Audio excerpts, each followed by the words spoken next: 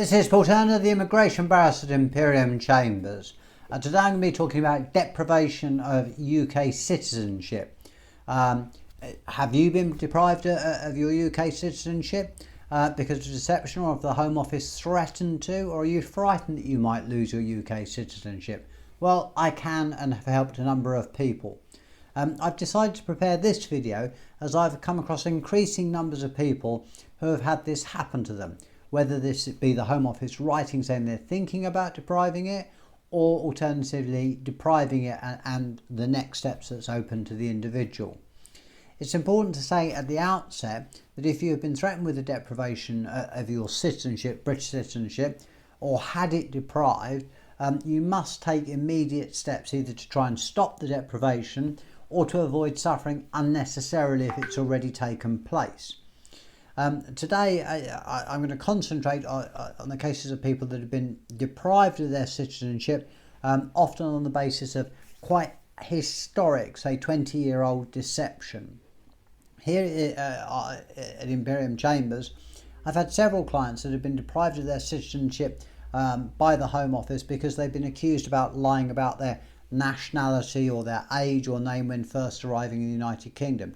Often they arrive when they're very young, often they're under the control of people traffickers, so they don't really have that much free will.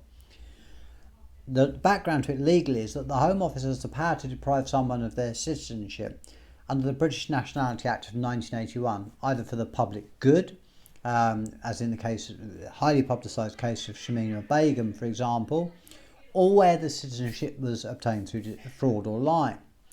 Now, the Home Office doesn't really publish any details how often it uses these powers, but in my experience they're using it more and more often, and in particular with the group of Albanians who entered the United Kingdom 20 years or 20 years plus ago and said they were Kosovans, even though they were fleeing a country, Albania, that at that stage was in a terrible state following the collapse, I think, of the pyramid scheme. People who have had their citizenship revoked by the Home Office will often find themselves in limbo. Many of these people who have been in the United Kingdom for years will have families and friends here, they'll have a home, and they'll have no real ties to the home country and be as English pretty much as I am. The Home Office states that it will make any decision on a human rights claim within 8 weeks of the citizenship being revoked, but in our experience it can take more like 8 months. A recent Freedom of Information request showed that the average time for considering such a claim was not 8 weeks, which is about 56 days, but is actually 257 days. During this time, the person will be in the UK with no leave, they will be subject to the UK's hostile environment, they could be detained or made to report to the Home Office. The issue with these people, which sets them apart, is that they will usually have a very strong human rights claim, especially if they're part of the wave of Albanian Kosovans who came to the United Kingdom in the late 90s and early 2000s. They might and often have their whole family here, often they're all British, have been working for 20 years and have no ties to the home country and no criminality. Often I struggle to see why the Home Office is bothering to rake over files that are 20 years old if the individual hasn't done anything wrong since, especially given that there's a paradox here, which is that the Home Office guidance seems to say that if someone claims asylum as a Kosovan when they're not really a Kosovan, but it's accepted and they're granted status, and then they become British, they will have it deprived.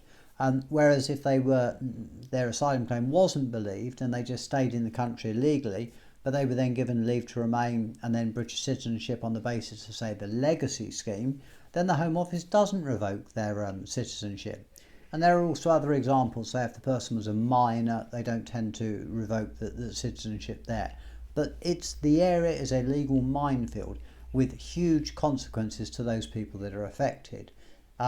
So if this applies to you, do contact me now. As I say, I've had many clients in this situation, and there's a lot that we can do for you, both in respect of trying to prevent the deprivation and also in respect of getting your status regularised in the United Kingdom.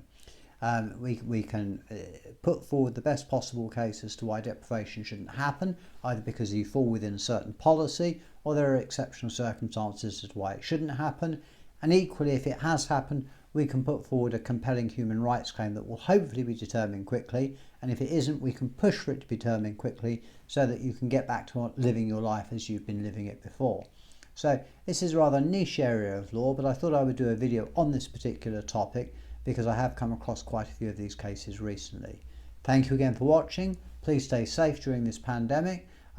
Please subscribe to my channel and hit the notification button if you want to stay up to date with immigration news. This is Paul Turner, the Immigration Barrister at Imperium Chambers.